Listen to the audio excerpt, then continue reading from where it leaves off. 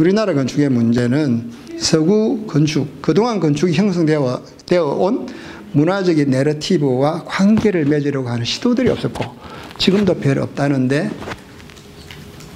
중요한 논점이 있습니다.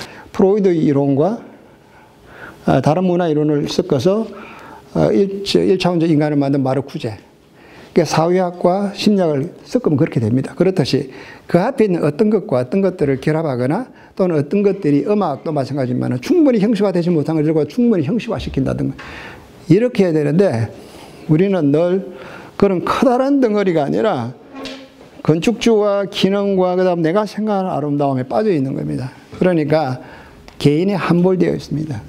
자기보다 큰 존재를 가지고 있지 않는 한 여러분들은 엄밀한 의미에서 건축은 할 수가 없습니다. 이 헤이덕이라고 하는 천재 건축가는 그 꼬르부제를 어떻게 공부했느냐면 꼬르부제가 하는 모든 책들, 도서들을 다 모아놓고 글자는 하나도 안 읽고 그림만 끊임없이 보는 겁니다. 그것도 수십 번도 아니고 수백 번도 아니고 수천 번을 봤다고 그랬습니다. 그냥 미친 듯이 보는 겁니다. 이런 공부 방법도 있다는 겁니다. 거기에서 자기가 뭔가 영감 속에서 받아들이는 겁니다. 그러니까 공부라고 해서 그 글자를 읽고 이론적으로 접근해야 된다는 건 아니라는 것을 제가 설명하는 겁니다. 그러니까 여러분은 모두 공부를 할 수가 있습니다. 할 수가 있는데 여러분들 공부를 안 하는 겁니다. 건축을 자꾸 너무 그 일상성과 일상성 속에 편입시키려고 하는 시도들이 있습니다. 오늘 뉴스를 잠시 저녁을 먹으면서 봤는데요. 이런 게 있더라고요. 지금 전 세계적으로 하나의 현상처럼 문화 현상으로 떠오르는 게 있는데 그건 뭐냐면 여러분들이 여기서도 그런 사람이 있는지 모르겠지만 밥 먹으러 가면 특히 레스토랑에 가면 밥 먹기 전에 사진부터 막 찍어대는 사람이 있습니다. 그거 이제 그 사람들은 포르노라고까지 말을 합니다. 우리는 아키텍처를 너무 일상 속에 편입시킴으로써 일상화시켜버려서 건축은 뭐 삶의 뭐니 뭐 이렇게 하면서 건축이 가지고 있는 아까 말한 물질을 넘어서는 무엇을 자꾸 못하게 만듭니다. 그게 우리나라 건축이 글로벌화되는데 굉장히 큰 지장을 줍니다. 그러니까 건축을 자꾸 흔들어대니까 건축이 제대로 깊숙하게 논의하고 깊숙하게 고민할 수 있는 대상이 될 수 있는 가능성들이 자꾸 없어지는 겁니다. 어느 날 불쑥 잉여욕망이 생기는 거죠. 그럼 이 잉여욕망을 다루는 법을 모르기 때문에 어떻게 하느냐. 여러분 알다시피 에르메스를 사는 거죠. 에르메스도 사고 뭐 샤넬도 사고 이렇게 됩니다. 이런 거를 통해서 잉여욕망을 흡수해 나가고 분출해 나가고 소비해 나가는 겁니다. 그러니까 잉여욕망을 어떻게 다스려 나갈지 학습을 받은 기억들이 없기 때문에 이것들을 제대로 패션을 즐길 수 있고 제대로 훈련받을 수 있고 요리를 제대로 맛보고 즐길 수 있는 단계로 나가지 못하고 갑자기 외국 브랜드 쪽으로 뛰어들어서 기호로 넘어오게 되는 슬픈 역사를 가지고 있습니다. 그러니까 이 잉여욕망을 제대로 잘 다스리지 못하면 앞으로 건축은 계속 없습니다. 건축은 거기에 존재하기 때문입니다. 빈자라 그러니까 이제 가난한 데서 찾는 거 아닙니까? 근데 이것은 지나치게 윤리적이고 지나치게 잉여욕망이 존재하지 않은 것을 잉여욕망을 보고자 하는 사치거든요. 그러다 보니까 그 가운데가 사실 성립하기 굉장히 힘들어요. 어느 쪽도 크리틱을 받을 수밖에 없는 거죠. 빈자라서부터 크리틱 받고 부자라고 크리틱 받고 그러니까 결국 할 수 있는 게 미니멀리즘 약밖에 안 되는데 미니멀리즘은 이미 서구에 있단 말이죠. 근데 그 미니멀리즘을 초월하는 어떤 미니멀리즘 만들기가 쉽지가 않단 말이죠. 그러다 그래서 미니멀리즘을 일본식으로 극단화시키는 민족성도 없고 일본 사람들을 극단화시키잖아요. 거기다가 미니멀리즘과 새로운 거를 결합하는 세즈마 같은 실험도 없고 늘 이제 똑같은 걸 반복하면 거기서 나갈 데가 없는 거예요. 그러니까 스스로의 한계를 만들어버리는 이제 문제가 있습니다.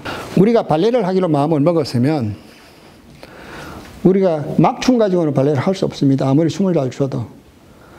그러니까 발레의 원칙이 있습니다. 그 원칙 안에서 잘해야 세계적인 스타가 되는 겁니다. 근데 우리가 건축을 하기로 마음먹었으면 건축의 판을 벌리고 있는 건축 세계 안에서 움직여야 됩니다. 근데 아까 말씀드렸죠. 우리는 자꾸 건축판에서 벗어나려고 합니다. 굉장히 고집도 있고 서구화되지 않으거나 강력한 자존심은 충분히 이해되고 굉장히 아름다운 일이지만 근데 그게 게임이 성립되지 않는 것은 아까 말했듯이 건축이라고 하는 내러티브를 구성했는데 그 바깥에서 띄는 것들은 메뚜기 한철처럼 반짝반짝거려도 다 소멸되는 것들입니다. 그래서 좀 표현하면 이상한데 아무리 건축을 열심히 해서 그 당대에 뛰어나더라도 세월 지나면 싹 뭉쳐서 사라지는 겁니다. 전쟁과 건축은 필연적인 관계를 맺었고 그렇기 때문에 제국주의 안에 건축이 편입돼야 되고 비트루비우스의 건축서도 제국주의를 위해서 헌신된 책입니다. 그래서 제가 책에 썼지만 거기 나오는 아름다운 베누스타스라고 하는 것은 우리가 점령하는 점령지에 들어가서 우리의 뛰어난 아름다움을 보여줌으로써 그 사람들이 정신적으로 굴복하게 만드는 겁니다. 새로운 미의 질서를 만들어주는 겁니다. 그러니까 마치 우리나라 왕궁 앞에 조선 총독부를 딱 내세워서 우리 길을 끊는 것은 물론 뭐 기회의 문제도 있지만 새로운 질서를, 새로운 건물을 니네보다 훨씬 뛰어나고 단단하고 우월하고 좋은 건축물을 만들어내는 겁니다. 우리나라 건축이 자본 속에서 자본에 순응하지 않으면서 자본과 거리를 만들면서 자본으로 포획된 욕망을 벗어날 수 있는 욕망을 만들어줄 수 있느냐가 우리의 지혜입니다. 그것이 글로벌한 이슈이기도 하기 때문에 그것이 우리가 잘 만들어낸다면 아마도 우리나라 건축도 세계적인 건축뿐만이 아니라 다른 사람들이, 다른 나라 사람들이 건축을 배우고 싶어 할지도 모릅니다. 왜냐하면 공통의제 속에 놓여있는 의제를 다루어야 하기 때문입니다. 아까 말씀드린 것처럼 공통성 안에서 이질적이어야 됩니다. 현대건축은 랭코라스가 말했듯이 정크 스페이스의 길을 걸어왔다. 쓰레기 공간으로의 길을 걸어왔다고 설명을 하고 있습니다. 그렇다면 우리는 그런 길을 안 걸어왔기 때문에 다행이기도 하지만 우리는 또 불행인 것은 어떤 건축의 길도 걸어오지 않았기 때문입니다.